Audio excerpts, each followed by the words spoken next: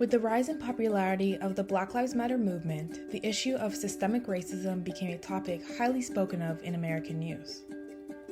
However, in Canada, it was not, and still is not, a subject highly spoken of. In Canada, we even have high-ranking government officials who will publicly denounce the presence of systemic racism within the country and its provinces. I chose to show the lives of a person of color through a study student's perspective. To get a well-rounded view on life, I chose interviewees from numerous backgrounds, 2 of which would classify as the majority. My 5 other interviewees would be classified as the minority. This is important to help people of color and people in the majority to see different perspectives on life. One important thing to remember is that not everybody who came from the same cultural background will have the same experiences as others from the same cultural background. So one person cannot speak for a whole community. This is simply an interview on the personal experiences of my interviewees. Thank you and enjoy. First question. Do you believe there's systemic racism in Canada? Yes. Yes. Yes. Yes. Yes. Yes. Yeah, I do. I think that there are a lot of minority groups that just are not being treated fairly in Canada, and I think that there still are a lot of issues that need to be talked about, and people still need to be highly educated. There are a lot of hate crimes. So if I were to explain, well, especially around March, we saw a lot of hate crimes towards Asians because of the coronavirus. Because I believe there's systemic racism kind of like everywhere because of the way that like the system was built, you know, like kind of white people who had all the rights kind of built the system, and it's not really made for minorities or people that have inequalities. The racism in Canada isn't as like portrayed in the media as, for example, in the US. Doesn't mean that it doesn't exist. Like I remember during the Black Lives Matter movement, Legault was saying like, oh, thank God we don't have any systemic racism in Canada, in like Quebec, when literally that's so not true. Because like I remember in the news, there was an incident where an Indigenous woman was at a hospital and the nurses mistreated her, and she endured a lot of racism, and as a consequence she died because of the mistreatment that she received from the nurses. And also like in our justice, like even in our like rules, like Bill 21, like where like they're trying to enforce secularism into the country, where for example like hijabi women aren't allowed to work, and that's in a way systemic racism, because like they wouldn't ask, for example, a white Christian to choose between like making money and the religion, but they're forcing like hijabis and Muslims to choose between, and even Sikhs, like to choose between their religion, their beliefs, and like supporting themselves and working. How does systemic and or individual racism affect your everyday life? I mean, I'm lucky enough to be like living like in a very like better educated and like higher privilege area, and I'm surrounded by people who are more educated than some might not be. So I don't experience like anything extreme or like what's the word in English? Like quotidien. Like I don't experience it every day, and I don't experience anything too extreme. But it's always like the little things, like the little comments or the little assumptions, you know? Well, personally, being white, I never personally had to face racism, but I know it's an ongoing issue and that it affects like a lot of people. And I feel like I have been privileged to not face that, but a lot of people are not lucky. And yeah. I don't experience it every day, but it has happened to me sometimes. So I've had people who assumed I didn't speak English or French just because I was Asian, and they spoke directly behind my back in English or French, assuming that I wouldn't understand them. I'm lucky enough because I could pass as a white person. Like I remember when I first came to school, no one knew I was Arab. Everyone thought I was like Greek or like European. But when I told them that, oh yeah, I'm Arab, people started like I was for example, I was called a terrorist in grade 6 and I shouldn't be trusted. And even like before I came to school here, because my mom has a Jordanian passport, but now she has a Canadian because she got it last year. But before, she had a Canadian PR, and every time in the airport we would get stopped, and then we'd have to go to like immigration customs for like 7 hours, even though like my mom has the PR, my dad is Canadian and I'm Canadian, and like we have a house here and everything.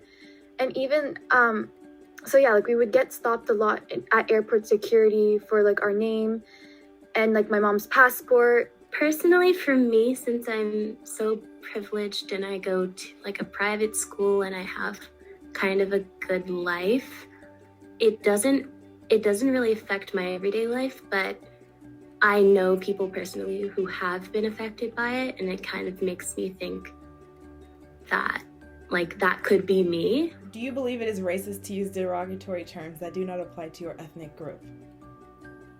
Yes. Yes. Yeah. Yes. Yeah, like that's Of course, because not like it's disrespectful, because like it's disrespectful in so many ways, because like I know before, back in like history, it wasn't such a big of an issue and people would like openly use like, for example, the F slur, the R slur, like, and I'm glad now, like right now in society, it's being brought up as an important issue to talk about, because many people were offended. Like it's just disrespectful to the entire community who had to endure like such hardships. And yeah, it's just not okay. But if you're a part of that group, I feel like it's fine, but still, I feel like we should try and avoid using any type of slur, just because it's like disrespectful. Have you ever experienced being called a derogatory term? I have, I but have not. Thankfully not. Thankfully not. no, because No. I was called a terrorist, and I don't know if that's a derogatory term, but I don't know, I still got offended by it, and I feel like many would get offended by it, since like Arabs or Muslims aren't the terrorists, they're just being portrayed as if they are, even though that's far from the truth. And also like I kind of brought it to myself, but I on TikTok I'm like known as like the pro-Palestine girl who like, there was a video there was a Palestinian who was basically just explaining what they had to endure in Palestine, like just living there and enduring the mistreatment that they experienced from the IDF soldiers and the illegal Israeli occupation. And in the comment section I just wrote like "Free Palestine," just to like show support. And then someone replied and said, I could say it, right, because like I'm Arab, but someone said Arabish, which my friend and I Googled, and apparently it's a slur used in Israel a lot to refer to Arabs. yes. And Have you ever been racially profiled? Yes. yes, I have. I have not been racially profiled. Could you share one moment when you realized you were being racially profiled? People assumed that I ate cats and dogs just because I was Asian. And I was called a terrorist. Do you think Canadian police are trained to target people of color? I think they're not trained to do that, but I think it's in the system. Like for example, like if you look at the ratio of how many people of color police officers versus white men police officers, like there's a huge like difference. There's way more white men than people of color or women police officers. So obviously the favor goes into white men who are just like more chill towards other white men, you know, police officers and citizens. Like I don't think they're gonna be that direct with it. I feel like it's just a mentality that has been adopted like before being trained in the workforce. Like for example, the media is responsible for like the racism that's happening in the world, including with the Canadian police. So yeah, like it's just a mentality that the media just feeds and people just adopt it in the future. Comparing high incarceration rates of Black and Indigenous people in our nation, do you view Canada as a less just and less fair country? So like I see here you put like a lot of statistics, and I read them, and like me, I'm a firm believer if you're gonna make a claim, you better back it up with some proof. And here with the proof, like I could already see, like, it's not a fair country. And even though Canada's better at hiding the injustices, it still makes it unacceptable. Because, like, for example, here, there are more Black people and Indigenous people in like prisons, but I feel like the main problem is money, like the lack of funding in our justice system. Like, for example, if you have a really powerful rich white person, they can afford a really good lawyer to defend them, even though they're guilty or innocent. But here, I feel like the Black and Indigenous community don't have that power to hire a really good lawyer, so they're stuck with the justice, like the lawyers that the government gives them and provides to them. But the problem is those lawyers don't have enough funding, they don't get paid much, they're overworked, like there's not many of them. So in the end, the lawyers, even if the person is innocent or not, they'll just say, just take the plea deal, just go to prison for like 3 years or something. And again, it's unacceptable because they're innocent. And like, I feel like our government needs to pay more attention to our justice system, and instead of funding all of our money into the police force, they should cut some and use that money to fund it in the justice system and hire more lawyers to help these people, so that we could have less people of color who are unable to defend themselves and have better lawyers to defend them. Well, looking at the statistics, you can clearly see that there's not like that much justice for Black and Indigenous people, but I don't think that Canada as a whole is less just and less fair because of the way that if you compare Canada to other countries, you can clearly see that other countries are doing worse than Canada. I feel like Canada is actually trying to listen to citizens' voices and actually make changes, whereas if you look at the United States, there's all these protests going on, but there's not that much change happening. So I think Canada is more just than other countries, but it still has its issues that needs to be fixed. In the end of May 2020, following the death of George Floyd, the Black Lives Matter movement drastically grew in support. However, this movement attracted the attention of many violent militias who would start riots and wreak havoc on the streets. Do you believe that these militias succeeded in creating more negative biases towards Black people and to those who are allies of the movement?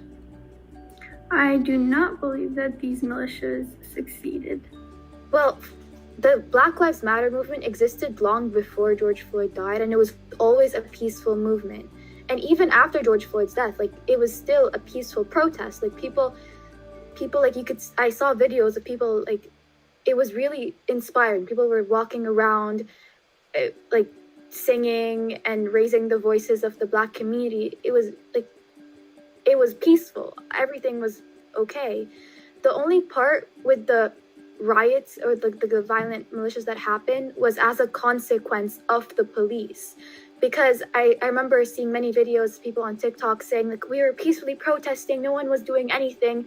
And then out of nowhere, the police would, like, fire rubber bullets on us and, like, throw tear gas. And that's when the stuff, like, when people started looting, that's when the looting happened.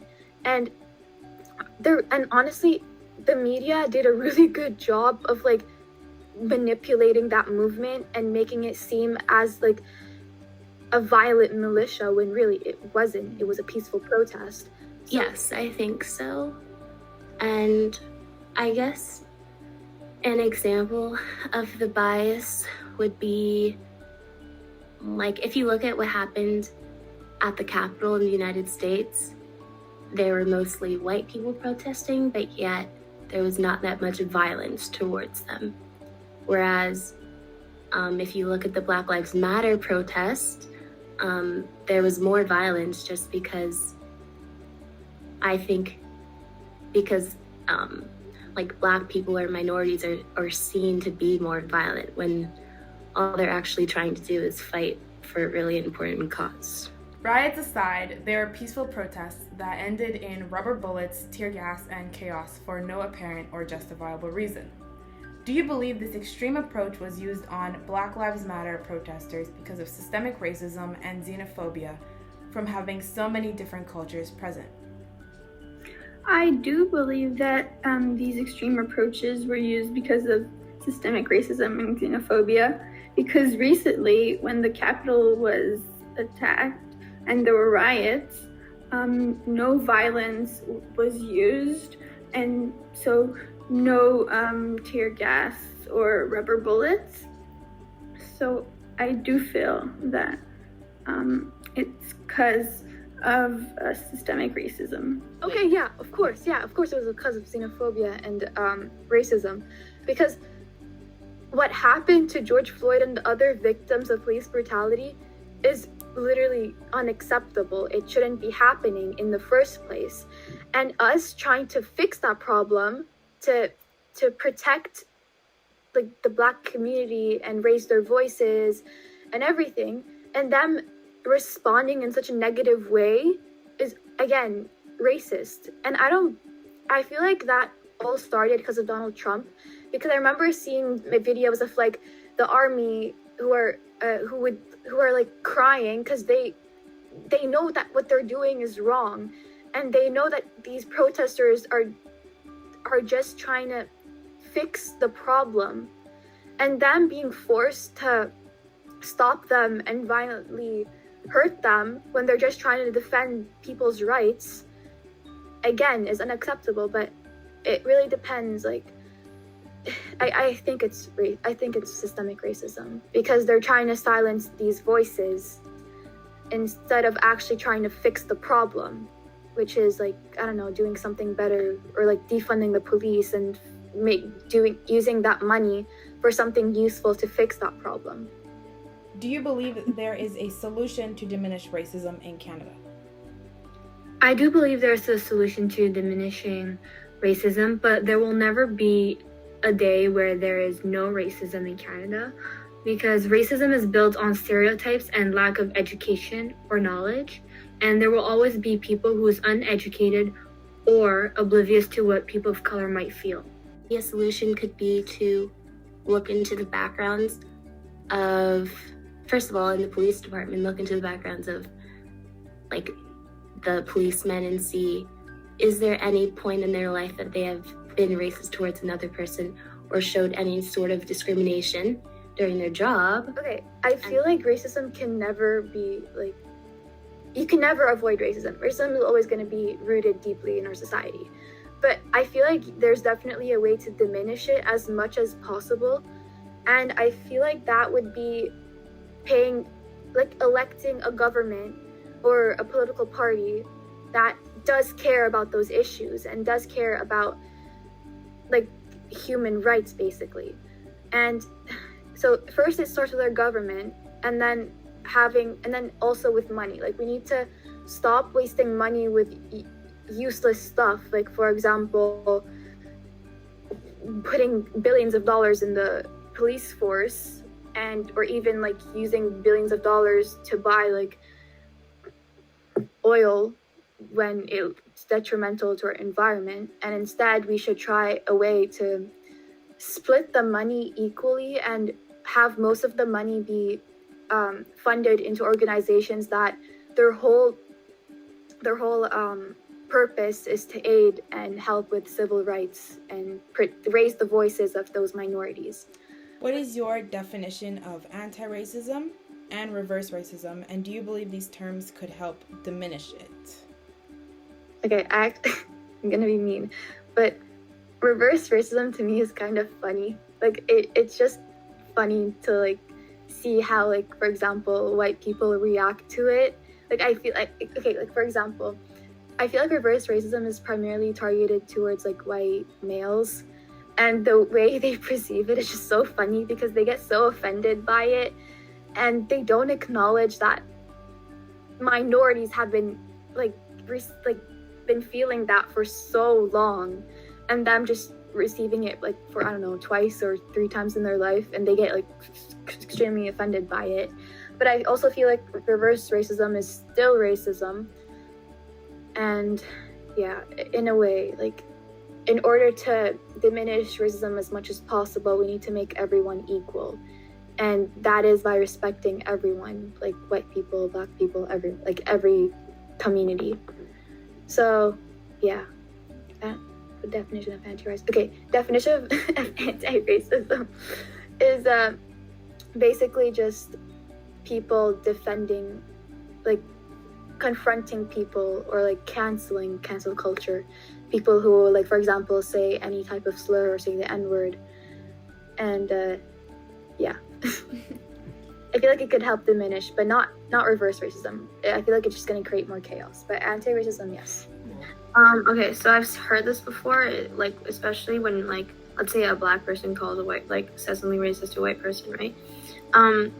I don't think reverse racism is a thing, and it's really hard to say when a minority says something racist to the majority, it's still racism, it's just there's no, like, systemic prejudice behind it, whereas if a majority oppresses a minority with something racist, there is, like, either way, it's not good, and racism is still racism no matter what. So there's no such thing as reverse racism or, like, you know, like something different just because the minority is saying to the majority.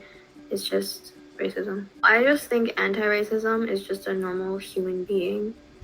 Like, you know, it shouldn't, like, if someone is racist or homophobic or transphobic, that shouldn't, like, the standard person should just be like an ally to all other people. Like, if our standards are so low to the point where they're like, oh, they're not racist but they're homophobic, which is like, well, like, no, it's still bad. Like, no, get this person out of your life. Like, overall, give a number 1 through 10 that represents the realities of a person of color in Canada, with 10 being an easy life with no race-related obstacles and 1 being a hard life with numerous race-related obstacles. probably 3, 4, 5, 6, 6, 7, 7.5. It's bigger than black and white. It's a problem with the whole way of life. It can't change overnight. But we gotta start somewhere. Might as well go ahead, start here. We done had a hell of a year. I'ma make it count while I'm here. God is the only man I fear. It's bigger than black and white. It's a problem with the whole way of life. It can't change overnight. But we gotta start somewhere. Might as well go ahead, start here. We done had a hell of a year. I'ma make it count while I'm here. God is the only man I fear.